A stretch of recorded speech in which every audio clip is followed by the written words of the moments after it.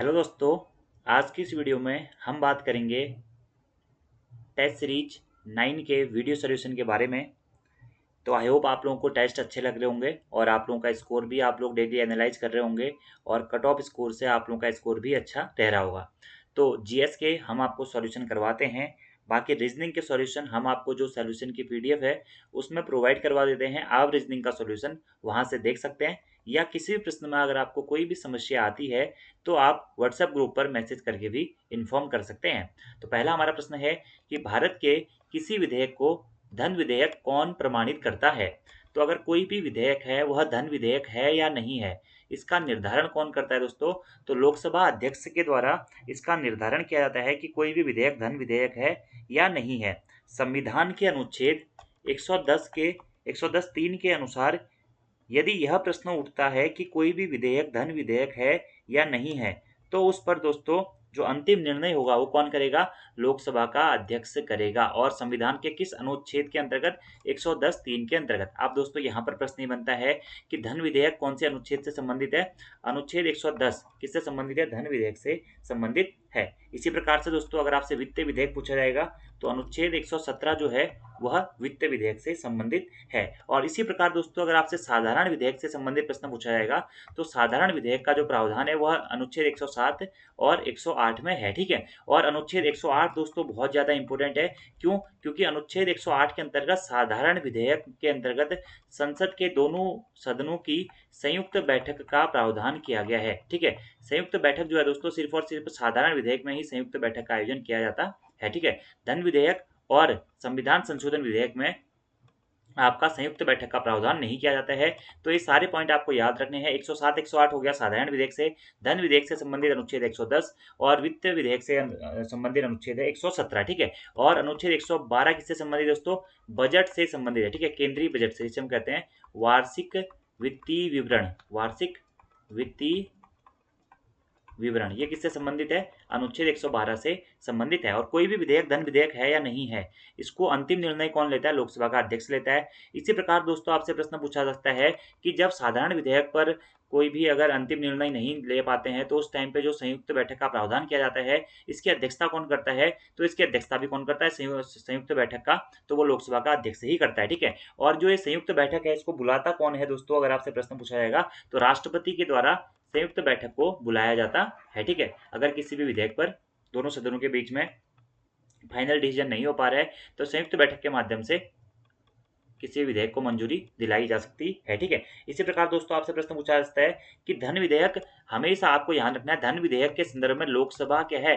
शक्तिशाली है। और धन विधेयक क्या होता है? हमेशा लोकसभा में ही क्या होता है दोस्तों? पारित किया जाता है। ठीक है। और धन विधेयक को राष्ट्रपति की पूर्वानुमति से, राष्ट्रपति की पूर्व अनुमति से ही धन विधेयक को पेश किया जाता है। ठीक है। कहाँ पे? लोकसभा में पेश किया जाता है। ठीक है। और राज्यसभा अगर धन विधेयक को पास नहीं भी करेगी तो 15 दिनों के अंतर्गत राज्यसभा से धन विधेयक ऑटोमेटिकली पास हो जाता है। यानी कि धन विधेयक में हमारा जो लोकसभा है वह विशेष शक्ति रखता है। ये सारे पॉइंट आपको याद रखने हैं। प्रमाणित कौन करता है? लोकसभा का अध्यक्ष करता है। धन विधेयक किसकी पूर्व अनुमति से आता है? राष्ट्रपति की पूर्वानुमति से आता है। पहले राष्ट्रपति की अनुमति ले ली जाती है। ठीक है। और राष्ट्रपति फिर धन विधेयक के बाद में जब लोकसभा और राज्यसभा से पास होकर वो राष्ट्रपति के पास में जाता है तो उसको अनुमति देने हेतु भी बाध्य होता है। धन विधेयक 110 में दिया गया है। इसी प्रकार संयुक्त बैठक का प्रावधान 108 में किया गया। कौन करता है इसकी अध्यक्षता? अध्यक्षता करता है लोकसभा का अध्यक्ष। और संयुक्त बैठक को कौन बुलाता है?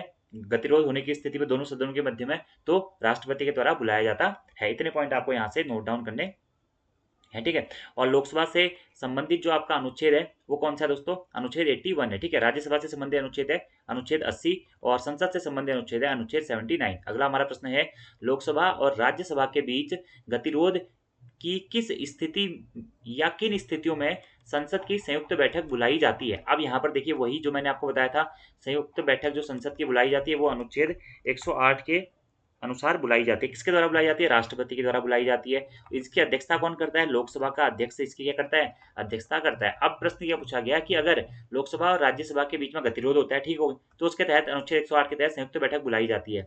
क्यों बुलाई जाती है? साधारण विधि निर्माण को पारित करने की स्थिति में। बिल्कुल मैंने आपको बताया था क्या, साधारण विधेयक के संदर्भ में ही क्या होता है? संयुक्त बैठक का प्रावधान किया जाता है।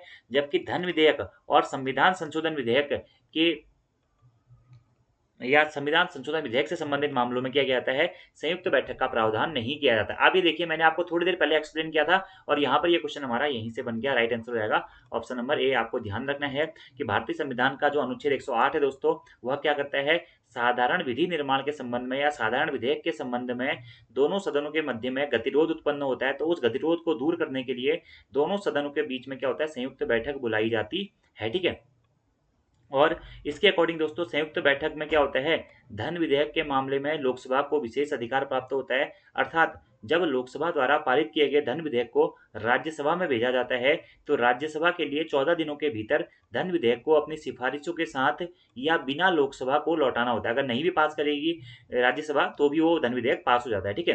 राज्यसभा की सिफारिशों को स्वीकार करने के लिए लोकसभा बाध्य नहीं होती है धन विधेयक से संबंधित मामलों में, और यदि उक्त 14 दिनों की अवधि के भीतर राज्यसभा धन विधेयक को वापस नहीं लौटाती है तो धन विधेयक को दोनों सदनों से ही पारित मान लिया जाता है। इसलिए धन विधेयक के संबंध में क्या होता है, कोई भी संयुक्त बैठक का प्रावधान नहीं है, ठीक है। इसी प्रकार संयुक्त जो हमारा संविधान संशोधन विधेयक है, संविधान संशोधन की प्रक्रिया अनुच्छेद 368 में है, तो संविधान संशोधन विधेयक को पारित करने की स्थिति में दोनों सदनों के बीच में कोई गतिरोध उत्पन्न हो जाए तो दोनों सदनों के मध्य में गतिरोध या संयुक्त बैठक बुलाने का कोई भी प्रावधान नहीं है, इसलिए दोनों कथन आपके गलत हो जाएंगे। ऑप्शन नंबर ए साधारण विधि निर्माण के तहत आपका क्या होगा, केवल एक आपका यहाँ पे सही हो जाएगा, ठीक है। यहाँ से आप इस प्रश्न को कर सकते हैं। और धन विधेयक से संबंधित प्रावधानों में दोस्तों आपको याद रखना है कि लोकसभा अधिक शक्तिशाली है, ठीक है। धन विधेयक अनुच्छेद 110 और जो संयुक्त बैठक का प्रावधान है वो है अनुच्छेद 108 के अंतर्गत, ठीक है। कौन करता है, लोकसभा का अध्यक्ष करता है। अगला हमारा प्रश्न है, निम्नलिखित में से किसे विधानमंडल का भाग नहीं माना जाता है, राज्यपाल, विधानसभा, विधान परिषद या फिर मुख्यमंत्री, ठीक है। तो विधानमंडल के पार्टों के बारे में बात करें दोस्तों, तो विधानमंडल के मुख्यतः 3 पार्ट माने जाते हैं, ठीक है। अनुच्छेद जो आपका 168 है उसमें राज्य विधानमंडलों के बारे में वर्णन किया गया है। इसका एक भाग होता है क्या, राज्यपाल, दूसरा भाग होता है दोस्तों इसका क्या, विधान परिषद, और तीसरा भाग दोस्तों इसका क्या होता है, विधान सभा, ठीक है। अनुच्छेद 168 के अंतर्गत विधानमंडल के बारे में बताया गया है, अनुच्छेद 169 के अंतर्गत विधान परिषद के बारे में बताया गया है, और अनुच्छेद 170 के अंतर्गत दोस्तों क्या बताया गया है, विधानसभा के बारे में बताया गया है। उत्तराखंड राज्य में विधानसभा की कितनी सीटें हैं दोस्तों, विधानसभा की 70 सीटें हैं, ठीक है, जिसमें से 13 SC हेतु और 2 ST हेतु आरक्षित है, ठीक है। 15 आरक्षित है। विधान परिषद उत्तराखंड में नहीं है दोस्तों, ठीक है, कुछ ही राज्यों में हमारा विधान परिषद है। और राज्यपाल क्या है, ये भी विधानमंडल के अंग के रूप में जाना जाता है। जिस प्रकार दोस्तों संसद के 3 अंग होते हैं, क्या क्या होता है, एक होता है राष्ट्रपति, दूसरा होता है आपका राज्यसभा, और तीसरा होता है क्या, लोकसभा, ठीक है। संसद के बारे में अनुच्छेद 78 78, ठीक है। राज्यसभा के बारे में अनुच्छेद संसद के बारे में अनुच्छेद 79, ठीक है। राज्यसभा हो जाएगा अनुच्छेद 80 और लोकसभा हो जाएगा अनुच्छेद 81, ठीक है। और बाकी 53 अनुच्छेद 52 से लेकर के दोस्तों आपके 61 62 तक के जो प्रावधान है वह क्या आते हैं, राष्ट्रपति के अंतर्गत आते हैं, ठीक है। इसी प्रकार राज्यपाल के अंतर्गत दोस्तों आपका जो अनुच्छेद 153 है, 153 से लेकर के 165 या 100 मतलब 161 162 तक के जो प्रावधान है वह राज्यपाल के अंतर्गत आते हैं, ठीक है। और संसद जो है वो संघ की कार्यपालिका भारतीय संविधान के भाग 5 का भाग है, और जो ये विधानमंडल है यह भाग 6 का भाग है, ठीक है। ये भी आपको ध्यान रखना है, ठीक है। तो विधानमंडल का भाग नहीं है पूछा गया तो दोस्तों क्या है, मुख्यमंत्री विधानमंडल का भाग नहीं होता है। मुख्यमंत्री क्या होता है, विधानसभा के अंतर्गत आ जाता है, एक मंत्री के रूप में आ जाता है, ये आपको ध्यान रखना है। संविधान का भाग 6, ठीक है। और मंत्रिपरिषद के बारे में अगर हम बात करें, मुख्यमंत्री के बारे में अगर हम बात करें मंत्रिपरिषद के बारे में, ठीक है, तो मंत्रिपरिषद के बारे में कौन से अनुच्छेद में बताया गया है, 163, ठीक है। राज्यपाल को सलाह देने के लिए क्या होगी, एक मंत्रिपरिषद होगी, ये बताया गया अनुच्छेद 163 में। और अनुच्छेद 164 में बताया गया है क्या, मुख्यमंत्री के बारे में बताया गया है, मुख्यमंत्री के पद की नियुक्ति के बारे में बताया गया है, और अन्य मंत्रियों की नियुक्ति से संबंधित जो प्रावधान है वो अनुच्छेद 164 में दिए गए हैं, ठीक है। और वहीं राज्य के महाधिवक्ता से संबंधित प्रावधान किसमें दिए गए हैं, तो महाधिवक्ता दिया गया दोस्तों क्या, अनुच्छेद 165 के अंतर्गत, ठीक है। और महाधिवक्ता की नियुक्ति कौन करता है, तो राज्यपाल के द्वारा महाधिवक्ता की नियुक्ति की जाती है अनुच्छेद 165 के तहत, ठीक है। और मुख्यमंत्री जो अपना राज्य का एक मुख्यमंत्री होगा, ठीक है, जिसकी सलाह के अनुसार क्या करेगा, राज्यपाल अन्य मंत्रियों की या मंत्रिपरिषद की नियुक्ति करेगा, यह अनुच्छेद 164 में दिया गया है। और अनुच्छेद 163 में क्या दिया गया है कि राज्यपाल को सलाह देने के लिए एक मंत्रिपरिषद होगी। ये सारे पॉइंट दोस्तों आपको ध्यान रखने हैं, एग्जाम में पूछे जा सकते हैं। तो मुख्यमंत्री इसका आंसर नहीं होगा। अगला हमारा प्रश्न है दोस्तों कि राष्ट्रीय आपातकाल के संदर्भ में निम्नलिखित कथनों पर आपको विचार करना है, ठीक है। पहला कथन क्या है, इसकी घोषणा की जा सकती है यदि भारत की सुरक्षा को प्रत्यक्ष रूप से खतरा न हो लेकिन खतरे का अनुमान हो। ठीक है, तो ये तो दोस्तों सही है। अगर राष्ट्रीय आपातकाल के बारे में बात करें, अगर हम आपातकाल के बारे में बात करते हैं, आपातकाल, ठीक है, तो भारतीय संविधान का जो भाग दोस्तों 18 है उसमें आपातकाल से संबंधित प्रावधान किए गए हैं। ठीक है, इसमें 3 प्रकार के आपातकाल के बारे में बात करते हैं हम। राष्ट्रीय आपातकाल, अगला होता है दोस्तों हमारा राज्य आपातकाल, और अगला होता है दोस्तों हमारा क्या, वित्तीय आपातकाल। ठीक है, राष्ट्रीय आपातकाल आता है हमारा आर्टिकल 352 में, राज्य आपातकाल यानी कि राष्ट्रपति शासन आता है आपका अनुच्छेद 356 में, और वित्तीय आपातकाल आता है आपका अनुच्छेद 360 में। वित्तीय आपातकाल आज तक बिल्कुल भी नहीं लगा है, एक बार भी नहीं लगा है।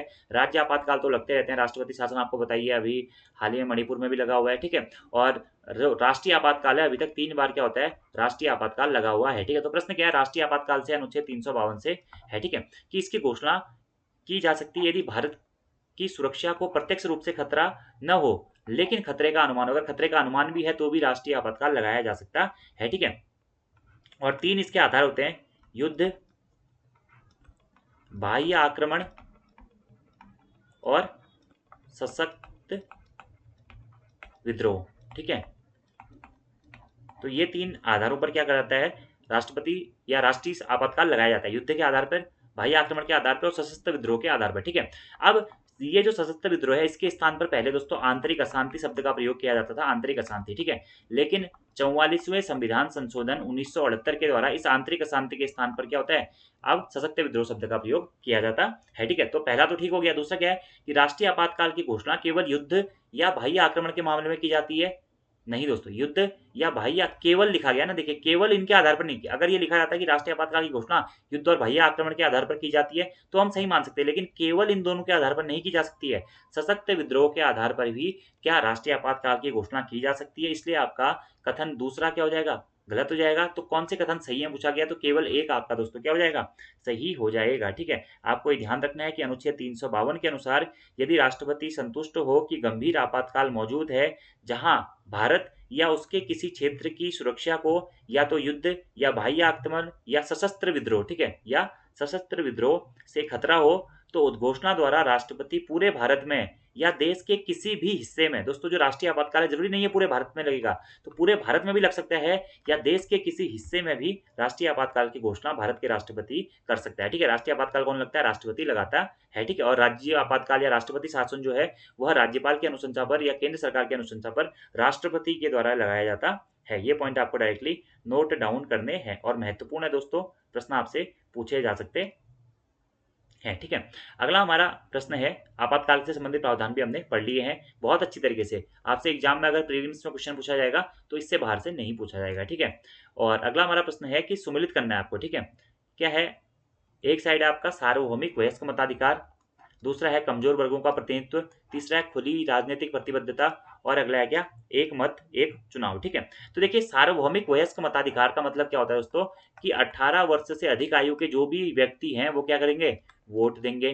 ठीक है, तो साफ साफ देखिए ऑप्शन नंबर यहाँ पे आप दे सकते हैं क्या, 18 वर्ष या उससे अधिक ऊपर आयु के लोगों का मतदान का अधिकार क्या हो जाएगा, सार्वभौमिक वयस्क मताधिकार के अंतर्गत आ जाएगा। ठीक है, पहले ये आयु कितनी थी, 21 वर्ष थी, उसके बाद में इस आयु को कितना, 18 वर्ष कर दिया गया था। ठीक है, ये भी आपको ध्यान रखना है। अगला क्या है, कमजोर वर्गों का प्रतिनिधित्व। ठीक है, तो कमजोर वर्गों का प्रतिनिधित्व किसके अंतर्गत आएगा दोस्तों, कमजोर वर्गों को प्रतिनिधित्व देने के लिए अनुसूचित जाति यानी कि शेड्यूल कास्ट एससी और अनुसूचित जनजाति यानी कि शेड्यूल ट्राइब्स एसटी के लिए सीटों का आरक्षण किया जाता है। तो कमजोर वर्गों को प्रतिनिधित्व देने के लिए ये किया जाता है। अगला क्या है, खुली राजनीतिक प्रतिबद्धता। ठीक है, अगर राजनीतिक प्रतिबद्धता, खुली राजनीतिक मतलब कोई भी चुनाव लड़ सकता है, किसी भी पार्टी से चुनाव लड़ सकता है, और कोई भी मतलब जिसकी भी इच्छा है चुनाव लड़ने की, आपको बताया जिसका जो मन कर रहा है वो उठ जाता है, बस वो क्या है, खुली राजनीतिक प्रतिबद्धता, यानी कि सभी को पार्टी बनाने तथा चुनाव लड़ने की आजादी क्या है, खुली राजनीतिक प्रतिबद्धता है। अगला क्या है, एक मत एक मोल, यानी कि एक मत एक मोल का मतलब क्या होता है दोस्तों,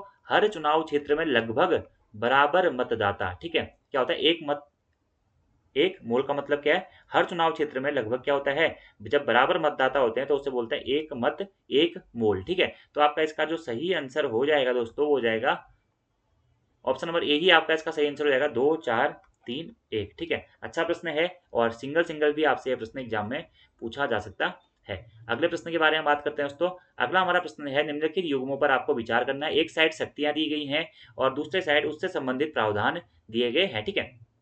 अब देखिए, सबसे पहले दोस्तों ये क्या है, क्षमादान की शक्तियों से संबंधित प्रश्न है, ठीक है। अगर हम बात करें क्षमादान की शक्तियां भारतीय संविधान किस किस को प्रदान करता है, एक तो राष्ट्रपति को दोस्तों क्षमादान की शक्ति प्रदान की जाती है और एक राज्यपाल को क्षमादान की शक्ति प्रदान की जाती है, ठीक है। अब क्षमादान की जो ये शक्तियां होती हैं दोस्तों, तो इसके अंतर्गत क्या होता है, 5 प्रकार की क्षमादान की शक्तियां प्रदान की जाती हैं, ठीक है। एक तो हो गया आपका क्षमा, ठीक है। दूसरा हो गया आपका लघुकरण, ठीक है। तीसरा हो गया आपका विराम, चौथा हो गया प्रविलंबन और पांचवा हो गया दोस्तों क्या, परिहार, ठीक है। अब राष्ट्रपति जो है, भारतीय संविधान का जो आपका अनुच्छेद है, अनुच्छेद 72 के तहत कितना, 72 के तहत क्या होता है, राष्ट्रपति के क्षमादान की शक्ति का वर्णन किया गया, ठीक है। तो राष्ट्रपति की क्षमादान की शक्ति किसमें है, अनुच्छेद 72 में, ठीक है। उसी प्रकार दोस्तों राज्यपाल की क्षमादान की शक्ति का वर्णन किसमें किया गया है, अनुच्छेद 161 के अंतर्गत क्या किया गया है, राज्यपाल की क्षमादान की शक्ति का प्रयोग किया गया है, ठीक है। ये भी आपको ध्यान रखना है, राष्ट्रपति की 72 के अकॉर्डिंग, राज्यपाल की 161 के अकॉर्डिंग, ठीक है। अब देखिए, दोनों को 5 प्रकार के क्षमादान की शक्तियां प्राप्त हैं, क्षमा की, लघुकरण की, परिहार की, विराम की और प्रविलंबन की, ठीक है। तो लेकिन इन दोनों की शक्तियों में एक अंतर क्या है दोस्तों, कि राष्ट्रपति को क्या है, पूर्णतः क्षमादान की शक्ति है, लेकिन राज्यपाल को पूर्णतः क्षमादान की शक्ति प्राप्त नहीं है। ये पॉइंट आपको याद रखना है। अगर आपसे प्रश्न पूछा जाएगा इस प्रकार से, क्षमादान की शक्तियों से संबंधित कि राष्ट्रपति और राज्यपाल में क्या अंतर है, तो राष्ट्रपति को दोस्तों पूर्णतः क्षमादान की शक्ति प्राप्त है। वह किसी की भी सजा को पूर्णतः माफ कर सकता है, फांसी की सजा को माफ कर सकता है, जैसा वो पहले था उसको निर्दोष घोषित कर सकता है। लेकिन राज्यपाल क्या कर सकता है, पूर्णतः क्षमादान की शक्ति इसको प्राप्त नहीं है, पूरी तरीके से सजा माफ नहीं कर सकता है। ये आपको ध्यान रखना है, ठीक है।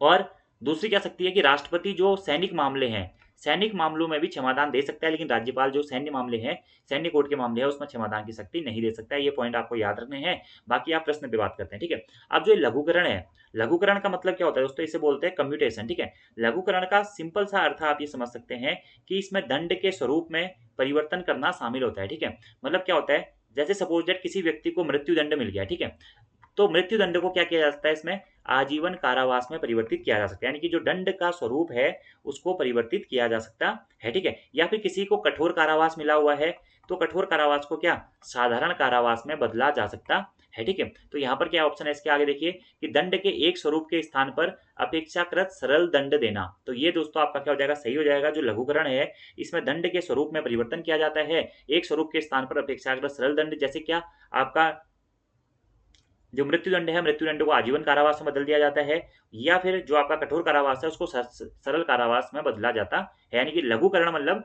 दंड की प्रकृति को कम कर देना, लघु कर देना, मतलब जो उसको दंड मिल रहा है या दंड का जो स्वरूप है उसको कम कर देना, ठीक है। अगला क्या है दोस्तों, विराम। विराम का मतलब क्या होता है, रोकना, या आप कह सकते हैं दोस्तों रेस्पाइट भी इसको बोलते हैं। इसके तहत क्या होता है, किसी दोषी को जो प्राप्त मूल सजा होती है, जो मूल सजा के प्रावधान होते हैं, उन्हें किन्हीं विशेष परिस्थितियों में बदलना शामिल होता है, ठीक है। मतलब उनकी सजा पर रोक लगाई जा सकती है विराम के तहत। आगे क्या लिखा गया देखिए, दंड की प्रकृति में परिवर्तन किए बिना उसकी अवधि कम करना, ठीक है, ये विराम का कार्य नहीं होता है, ठीक है। दंड की प्रकृति में परिवर्तन किए बिना जो आपका उसकी अवधि जो कम करना होता है, यह किसके अंतर्गत आता है दोस्तों, यह हमारा परिहार के अंतर्गत आता है, यानी कि उसमें इसकी अवधि को कम कर दिया जाता है, ठीक है। तो ये परिहार में आता है। तो विराम वाला ये दूसरा ऑप्शन गलत हो जाएगा, पहला तो क्या है, सही है, ठीक है।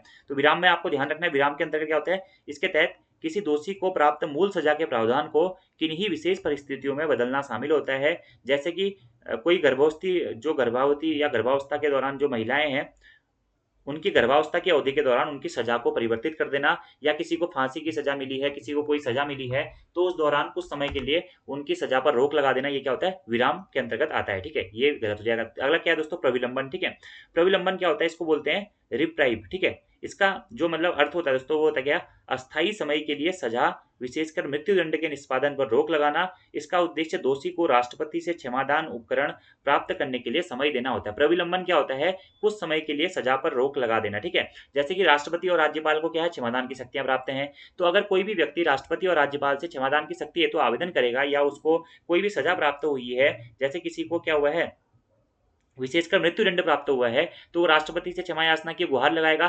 तो उस दौरान उस व्यक्ति की सजा को रोक दिया जाता है, उसके निष्पादन पर जो ऑर्डर है उसके निष्पादन पर रोक लगा दी जाती है, तो वही होता है क्या, प्रविलंबन। ठीक है, दंडादेश के निष्पादन पर अस्थायी रोक लगा देना, तो ये बिल्कुल सही हो जाएगा, ये ठीक हो जाएगा प्रविलंबन। ठीक है, अगला क्या है दोस्तों, परिहार।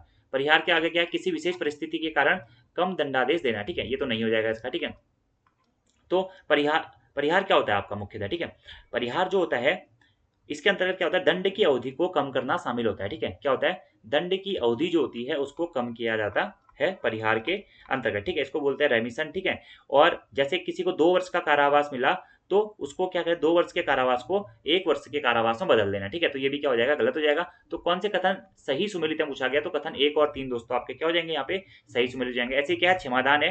क्षमादान में क्या होता है, इसमें दंड और बंदीकरण दोनों को हटा दिया जाता है तथा दोषी की सजा को दंड या दंडादेशों एवं निर्हताओं से पूर्णतः मुक्त कर दिया जाता है क्षमादान की शक्ति। और पूर्णतः क्षमादान की शक्ति, अगर हम बात करें किसी को मृत्युदंड मिला है तो उसको पूर्णतः क्षमादान की शक्ति राष्ट्रपति को प्राप्त है, लेकिन मृत्युदंड वाले व्यक्ति को पूर्णतः क्षमादान की शक्ति राज्यपाल को प्राप्त नहीं है। ये भी आपको ध्यान रखना है। अच्छा प्रश्न है दोस्तों, इसलिए मैंने आपको थोड़ा सा समय लेके बताया है। क्षमादान में आपको ध्यान रखना है दंड और बंदीकरण दोनों को हटा दिया जाता है। लघुकरण में क्या होता है कि दंड के स्वरूप में क्या किया जाता है, परिवर्तन किया जाता है, यानी कि दंड की प्रकृति को बदल दिया जाता है। ठीक है, किसमें, लघुकरण में। जैसे कि जो आपका कठोर कारावास है उसको साधारण कारावास में और मृत्युदंड को आजीवन कारावास में बदल दिया जाता है लघुकरण में। ठीक है, ऐसे विराम है।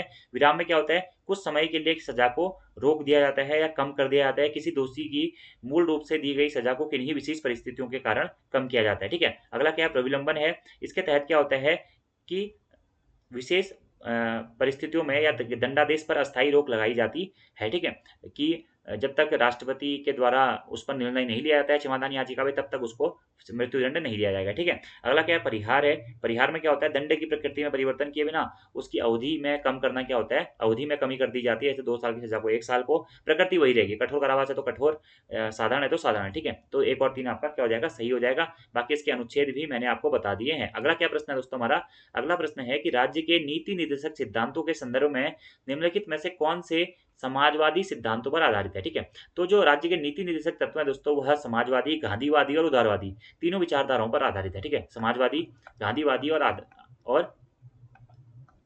उदारवादी। ठीक है, प्रश्न क्या है, नीति निर्देशक सिद्धांत। ठीक है, तो राज्य के जो नीति निर्देशक सिद्धांत है भारतीय संविधान के भाग 4 में वर्णन है इनका। ठीक है, कहाँ से लिए गए हैं, आयरलैंड के संविधान से इन्हें लिया गया है। ठीक है, अनुच्छेद 36 से लेकर के 51 तक क्या होता है, राज्य के नीति निर्देशक तत्वों के बारे में बताया गया है। अब प्रश्न क्या पूछा गया है, कौन से समाजवादी सिद्धांत पर आपके क्या है, आधारित है। पहला क्या है, समान कार्य के लिए समान भुगतान। ठीक है, देखिए समान कार्य के लिए समान भुगतान जो होता है भारतीय संविधान के 39D में इसके बारे में बताया गया है कि समान कार्य के लिए क्या किया जाएगा, समान प्रावधान किए जाएंगे। 39D के अंतर्गत यह है। ठीक है, तो ये क्या है, समाजवादी सिद्धांत पर आधारित है। समाजवादी यानी कि समता मूलक समाज की स्थापना करना, यानी कि समाज में सभी व्यक्तियों को समान आधार पर देखना। ठीक है, यानी कि समाजवादी का मतलब क्या होता है कि समता मूलक समान समाज की स्थापना करना, या आप जो कह सकते हैं कि हमारे जो भी संसाधन है उनका वितरण क्या हो, समान तरीके से हो। ठीक है, तो इसी के अंतर्गत क्या होता है, समान कार्य के लिए समान भुगतान, ये सही हो गया। ठीक है, अगला क्या है, ग्राम पंचायतों का संगठन। ये बताया गया दोस्तों क्या, अनुच्छेद 40 में ग्राम पंचायतों के संगठन के बारे में बताया गया है। यह समाजवादी सिद्धांत पर आधारित ना होकर गांधीवादी सिद्धांत पर आधारित है, इसलिए दूसरा आपका कथन गलत हो जाएगा। अगला क्या है, उद्योगों के प्रबंधन में श्रमिकों की भागीदारी। ठीक है, तो उद्योगों के प्रबंधन के अंतर्गत श्रमिकों की भागीदारी दोस्तों अनुच्छेद 43A में बताया गया है। ठीक है, 43A में बताया गया है। और ये भी क्या है दोस्तों, समाजवादी सिद्धांत है। ठीक है, कि अगर किसी उद्योग कोई उद्योग धंधा है तो उसमें श्रमिकों की बराबर भागीदारी होगी, सभी को बराबर भागीदारी दी जाएगी, 43A में दिया गया है। तो समाजवादी सिद्धांत कौन कौन से हो जाएंगे, 1 और 3 हो जाएंगे, जबकि ग्राम पंचायतों का संगठन क्या है, वह समाजवादी सिद्धांत ना होकर गांधीवादी सिद्धांत है। ठीक है, भाग 4 में वर्णन है, आपको ध्यान रखना है, समाजवादी, गांधीवादी और उदारवादी। ठीक है, समाजवादी सिद्धांत कौन कौन से हैं, अगर आपसे प्रश्न पूछा गया तो मैं आपको बता देता हूँ। देखिए अनुच्छेद 38 क्या है दोस्तों, अनुच्छेद 38 में बताया गया है लोक कल्याणकारी राज्य की स्थापना करना, तो ये भी समाजवादी है। अनुच्छेद 39 क्या है कि समान कार्य के लिए समान वेतन का प्रावधान 39D में है, जैसे कि। ठीक है, इसी प्रकार से क्या, संसाधनों का समान वितरण, संसाधनों का जो समान वितरण है वो अनुच्छेद 39 में दिया गया है। ठीक है, ऐसे अनुच्छेद 39A है दोस्तों, क्या, समान न्याय और निःशुल्क विधिक सहायता का अधिकार, ये भी समाजवादी अवधारणा है। ठीक है, अनुच्छेद 41 के अंतर्गत विशेष परिस्थितियों में रोजगार, शिक्षा और सार्वजनिक सहायता पाने का अधिकार है, ये भी अनुच्छेद 41 में है। ठीक है, अनुच्छेद 42 में क्या है, कार्य और मातृत्व राहत के लिए उचित और मानवीय स्थिति का प्रावधान है। ठीक है, अनुच्छेद 43 में क्या है, सभी कर्मियों के लिए वेतन, समुचित जीवन स्तर और सामाजिक तथा सांस्कृतिक अवसरों को सुरक्षित करना, ये भी समाजवादी अवधारणा है। 43 का ए जो है, उद्योगों के प्रबंधन में श्रमिकों की भागीदारी, ये भी समाजवादी है। और अगला है अनुच्छेद 47 दोस्तों, पोषण और जीवन स्तर सुधारने के लिए, सार्वजनिक स्वास्थ्य में सुधार लाने के लिए राज्य के कर्तव्य, अनुच्छेद 47, ये भी क्या है आपका समाजवादी सिद्धांत है, ये आपको ध्यान रखना है। ये सारे क्या है हमारे समाजवादी सिद्धांत हैं। अगला प्रश्न है दोस्तों हमारा कि भारतीय संविधान का अनुच्छेद 30 अल्पसंख्यक वर्ग को परिभाषित नहीं करता है, ठीक है। और अगला क्या है, इसका कारण क्या है कि संविधान केवल भाषाई और धार्मिक अल्पसंख्यक को मान्यता प्राप्त करता है, ठीक है। तो भारतीय संविधान का दोस्तों जो भाग 3 है, मौलिक अधिकार में जो हमारा पांचवा मौलिक अधिकार है, क्या है, संस्कृति एवं शिक्षा संबंधी जो अधिकार है, अनुच्छेद 29 और 30 में, ठीक है, जिसमें अल्पसंख्यकों से संबंधित प्रावधान किए गए हैं। तो प्रश्न क्या देखिए कि भारतीय संविधान का अनुच्छेद 30 जो कि मौलिक अधिकार का एक भाग है, बिल्कुल भाग 3 के अंतर्गत आता है, अल्पसंख्यक वर्गों को परिभाषित नहीं करता है। तो ये दोस्तों आपका क्या है, कथन सही है, क्योंकि अल्पसंख्यक शब्द का प्रयोग यहाँ पर नहीं किया गया है अनुच्छेद 30 के अंतर्गत, ठीक है। अनुच्छेद 30 के अनुसार क्या कहा गया है, अनुच्छेद 30 में दोस्तों ये कहा गया है कि धर्म या भाषा पर आधारित सभी वर्गों को अपनी रुचि की शिक्षण संस्थानों की स्थापना और प्रशासन का अधिकार होगा, ठीक है। तो ये अल्पसंख्यक वर्ग शब्द को परिभाषित नहीं करता है, ठीक है। अल्पसंख्यक वर्ग शब्द क्या है, इसको परिभाषित नहीं करता है, ठीक है। ठीक हो गया। अगला क्या है, संविधान केवल भाषाई और धार्मिक अल्पसंख्यक के वर्ग को मान्यता प्रदान करता है। अभी मैंने बोला था कि धर्म या भाषा पर आधारित सभी अल्पसंख्यक वर्गों को अपनी रुचि की शिक्षा संस्थाओं की स्थापना करने और प्रशासन का अधिकार होगा, अनुच्छेद 30 में ये कहा गया है। तो कथन और कारण दोस्तों दोनों सही है, लेकिन क्या क्या ये कथन कारण की सही व्याख्या कर रहे हैं, नहीं। तो ऑप्शन नंबर बी दोस्तों आपका इसमें सही आंसर हो जाएगा, ठीक है। आपको ध्यान रखना है कि 44वें संविधान संशोधन 1978 द्वारा भारतीय संविधान के अनुच्छेद 30(1) के अंतर्गत कॉज जोड़ा गया था, जिसमें कहा गया कि अल्पसंख्यक शिक्षा संस्थान की संपत्ति के अनिवार्य अर्जन के लिए विधि बनाते समय राज्य यह सुनिश्चित करेगा कि ऐसी संपत्ति के अर्जन के लिए विधि द्वारा नियत रकम या मुआवजा इतना होना चाहिए जिससे इस खंड के अधीन प्रत्याभूत अधिकार निराकृत या निर्बंधित ना हो, ठीक है। और 29 और 30 क्या है, 29 में क्या कहा गया है कि जो भी अल्पसंख्यक लोग हैं ये अपनी लिपि संस्कृति समाज की रक्षा करेंगे, ठीक है। और शिक्षण संस्थानों की स्थापना अपने अनुसार धर्म या भाषा आधारित किसी अल्पसंख्यक वर्ग की शिक्षण संस्थानों में क्या करेगा, राज्य कोई भी भेदभाव नहीं करेगा। ये सब कुछ बताया गया है आर्टिकल 29 और 30 में, ये आपको ध्यान रखना है, ठीक है। अगला हमारा प्रश्न है दोस्तों कि निम्नलिखित में से निम्न राज्यों के बनने का सही कालानुक्रम की पहचान आपको करनी है, ठीक है। आंध्र प्रदेश, हिमाचल प्रदेश, हरियाणा या सिक्किम, ठीक है। तो राज्य पुनर्गठन विधेयक के बाद में ये हमारे राज्य बने थे, ठीक है। जिसमें से आंध्र प्रदेश राज्य का बना था दोस्तों 1953 में, ठीक है। श्री राम अल्लू क्या श्री राम अल्लू पट्टालू ऐसे पट्टामी ऐसे करके नाम था उनकी, भूख हड़ताल के बाद मृत्यु हो गई थी, तो तब आंध्र प्रदेश राज्य बना था, पहला राज्य था जो कि भाषाई आधार पर बना था। फिर उसके बाद राज्य पुनर्गठन आयोग की सलाह पर फिर अन्य राज्य बने थे। कौन से, हरियाणा कब बना, हरियाणा बना 1966 में, हिमाचल प्रदेश बना फिर 1971 में, और सिक्किम बना कब, 1975 में, ठीक है। तो सही क्रम आपको इसका बताना है, पहला, तीसरा, दूसरा, चौथा, ठीक है। तो ऑप्शन नंबर बी दोस्तों आपका यहाँ पर क्या हो जाएगा, सही आंसर हो जाएगा, ठीक है। उत्तराखंड कब बना, 9 नवंबर सन 2000 को उत्तराखंड बना, ठीक है। तेलंगाना लेटेस्ट राज्य कौन बना, तेलंगाना बना कब, 2014 में, ठीक है। कितने राज्य, 28 राज्य हैं और 8 केंद्र शासित प्रदेश वर्तमान में है। अगला हमारा प्रश्न है दोस्तों कि सुमेलित करना है आपको सूची 1 और सूची सेकंड को, ठीक है। सूची 1 में अनुच्छेद है और सूची सेकंड में उससे संबंधित प्रक्रियाएं बताई गई हैं, ठीक है। ये क्वेश्चन मैं आपको बहुत बार करा भी चुका हूँ। देखिए अनुच्छेद 14 क्या है, समानता का अधिकार है, सभी लोगों को पता होगा। अनुच्छेद 36 क्या है दोस्तों, अनुच्छेद 36 में नीति निर्देशक तत्वों के बारे में बताया गया, 36 से 51 में, ठीक है। और अनुच्छेद 36 अगर पूछा जाएगा तो राज्य की परिभाषा इसमें दी गई है 36 के अकॉर्डिंग, ठीक है। अगला क्या है, अनुच्छेद 74 क्या है दोस्तों, मंत्रिपरिषद के बारे में अनुच्छेद 74 में बताया गया है। और अनुच्छेद 75 क्या है, अनुच्छेद 75 में क्या है, प्रधानमंत्री की नियुक्ति है, ठीक है। प्रधानमंत्री की नियुक्ति से संबंधित प्रावधान है और प्रधानमंत्री की सलाह पर क्या होगा, मंत्रिपरिषद की नियुक्ति की जाएगी, इसके प्रावधान है, ठीक है। जबकि अनुच्छेद 74 में क्या है कि राष्ट्रपति को सलाह देने के लिए क्या होगी, एक मंत्रिपरिषद होगी, अनुच्छेद 74 में कहा गया है, ठीक है। अगला क्या है, अनुच्छेद 368 में क्या है दोस्तों, संविधान संशोधन की प्रक्रिया के बारे में वर्णन किया गया है, ठीक है। संविधान संशोधन, अगले प्रश्न के बारे में बात करते हैं। अगला हमारा प्रश्न है कि भारतीय संविधान ने अन्य देशों के संविधानों से प्रमुख विशेषताओं को स्वीकार किया है। इस संदर्भ में निम्नलिखित युग्मों पर आपको विचार करना है। ठीक है, राष्ट्रपति पर महाभियोग। तो दोस्तों राष्ट्रपति पर महाभियोग कहाँ के संविधान से लिया गया है दोस्तों?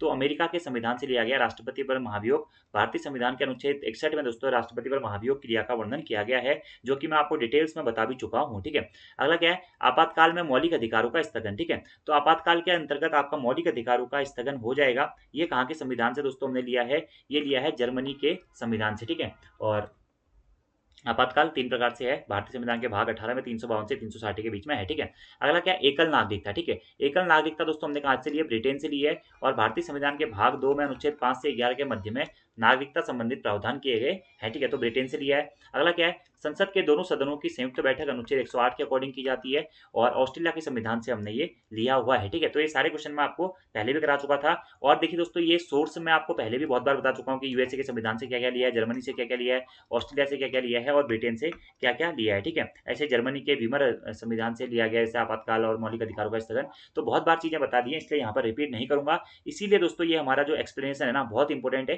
क्योंकि आप लोगों को भी देखिए पॉलिटी मैंने सबसे ज्यादा डिटेल में पॉलिटी ही एक्सप्लेन करी हुई है, तो आप लोगों के लिए ज्यादा आसान रह रहा होगा इन प्रश्नों को करना। ठीक है, इसीलिए मैं ज्यादा प्रावधान डेवलप नहीं कर रहा हूँ, यहाँ पे नहीं बता रहा हूँ आपको। जो एक्सप्लेनेशन आपको दिया गया है वहां से आप उनको फिर पढ़ लीजिएगा। ठीक है, अगला क्या है? भारत के संविधान का प्रारूप तैयार करने वाली संविधान सभा के सदस्यों को क्या ब्रिटिश संसद द्वारा नामित किया जाता है, गवर्नर जनरल द्वारा नामित किया जाता है, विभिन्न प्रांतों की विधानसभाओं द्वारा चुना गया। ठीक है, तो संविधान सभा का प्रारूप तैयार करने वाली जो संविधान सभा थी दोस्तों, उसके सदस्यों को विभिन्न प्रांतों की विधानसभाओं द्वारा चुना गया था। ठीक है, जहां प्रत्येक विधानसभा में प्रत्येक समुदाय के सदस्यों द्वारा अपने प्रतिनिधियों का चुनाव एकल संक्रमणी मत प्रणाली के आधार पर समानुपातिक या आनुपातिक प्रतिनिधित्व तरीके से मतदान किया जाना था। ठीक है, और भीमराव अंबेडकर की अध्यक्षता में दोस्तों प्रारूप समिति का गठन किया गया था, और उस प्रारूप समिति में बाद में कितने 8 सदस्य थे, और इसी प्रारूप समिति के द्वारा हमारे संविधान का प्रारूप तैयार किया गया था, ऐसा माना जाता है। ठीक है, तो भारत के संविधान का प्रारूप तैयार करने वाली संविधान सभा के सदस्यों को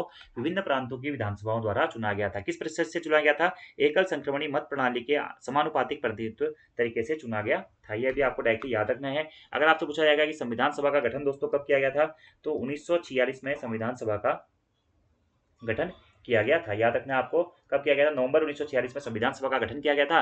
संविधान सभा की कुल 12 बैठकें हुई थी, 11+1। ठीक है, और संविधान सभा की पहली बैठक हुई थी 9 दिसंबर 1946 को, दूसरी बैठक हुई थी 11 दिसंबर 1946 को, और तीसरी बैठक हुई थी 13 दिसंबर 1946 को। ठीक है, प्रथम बैठक में अस्थायी अध्यक्ष सच्चिदानंद सिन्हा, दूसरी बैठक में स्थायी अध्यक्ष राजेंद्र प्रसाद, और तीसरी बैठक 13 दिसंबर 1946 को जो हुई थी, इसमें उद्देश्य प्रस्ताव पेश किया गया था जवाहरलाल नेहरू जी के द्वारा। ठीक है, और वही संविधान सभा के जो विभिन्न समितियां थी, उसमें सबसे महत्वपूर्ण थी प्रारूप समिति, और प्रारूप समिति का गठन कब हुआ था?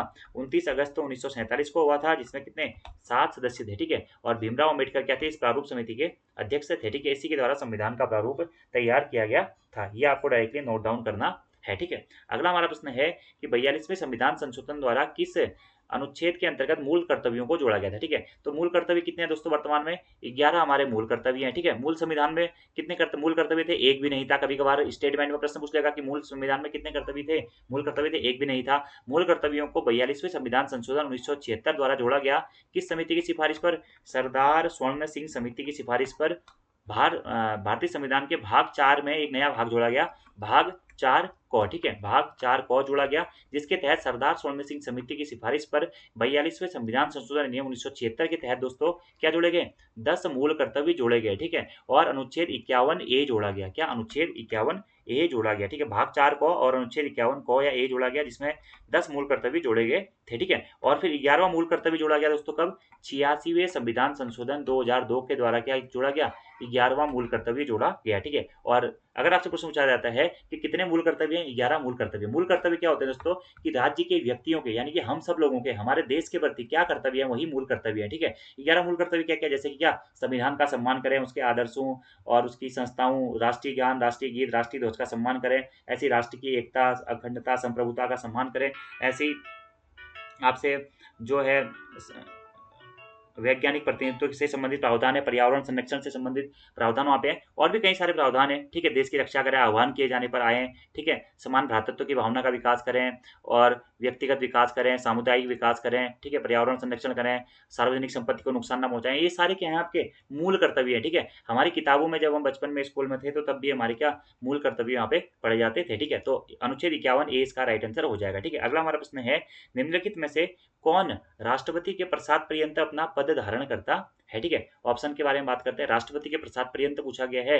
तो भारत का नियंत्रक एवं महालेखा परीक्षक, मुख्य निर्वाचन आयुक्त, लोकसभा का अध्यक्ष या भारत का महान्यायवादी। ठीक है, तो सीधा सीधा दोस्तों इसका आंसर हो जाएगा क्या, भारत का महान्यायवादी क्या होता है, राष्ट्रपति के प्रसाद पर्यंत अपना पद धारण करता है, अटॉर्नी जनरल ऑफ इंडिया। ठीक है, और भारतीय संविधान के अनुच्छेद 76 के अंतर्गत भारत के महान्यायवादी के बारे में बताया गया है, आपको ध्यान रखना है। ठीक है, नियंत्रक एवं महालेखा परीक्षक किसमें बताया गया, अनुच्छेद 148 में नियंत्रक एवं महालेखा परीक्षक है।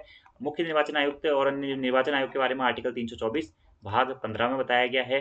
ठीक है, और लोकसभा अध्यक्ष तो हमारा आर्टिकल 93 के आसपास 93 94 में लोकसभा अध्यक्ष से संबंधित प्रावधान किए गए हैं। ठीक है, और राज्यपाल के प्रसाद पर्यंत, अगर प्रश्न पूछा था कि राज्यपाल के प्रसाद पर्यंत कौन कार्य करता है, तो भारत का नहीं सॉरी राज्य का जो महाधिवक्ता होता है अनुच्छेद 165 के तहत, वो क्या करता है, राज्यपाल के प्रसाद पर्यंत काम करता है। ठीक है, जो महान्यायवादी की नियुक्ति हो गया, इसके प्रावधान हो गया, इसको हटाना हो गया, कब तक ये अपने पद पर बने रहेगा वगैरह वगैरह, ये सब कार्य किसके द्वारा किए जाते हैं दोस्तों, राष्ट्रपति के द्वारा किए जाते हैं। तो वही प्रश्न पूछा गया था, राष्ट्रपति के प्रसाद पर्यंत अपना पद धारण कौन करता है, तो वो कौन करता है, भारत का महान्यायवादी करता है। ठीक है, बाकी जो ये अन्य है, जैसे भारत का नियंत्रक महालेखा परीक्षक, मुख्य निर्वाचन आयुक्त, इनकी नियुक्ति क्या होती है, नियंत्रक एवं महालेखा परीक्षक की नियुक्ति तो राष्ट्रपति के द्वारा ही की जाती है कॉलेजियम की सलाह के अनुसार। ऐसे मुख्य निर्वाचन आयुक्त की नियुक्ति जो होती है कॉलेजियम की सलाह के अनुसार की जाती है। ठीक है, और लोकसभा अध्यक्ष तो जो निर्वाचित आपकी मंत्री जो निर्वाचित आपका लोकसभा होगी उसमें से ही लोकसभा अध्यक्ष का चुनाव फिर किया जाता है। महान्यायवादी क्या होता है, राष्ट्रपति के द्वारा इसका इसके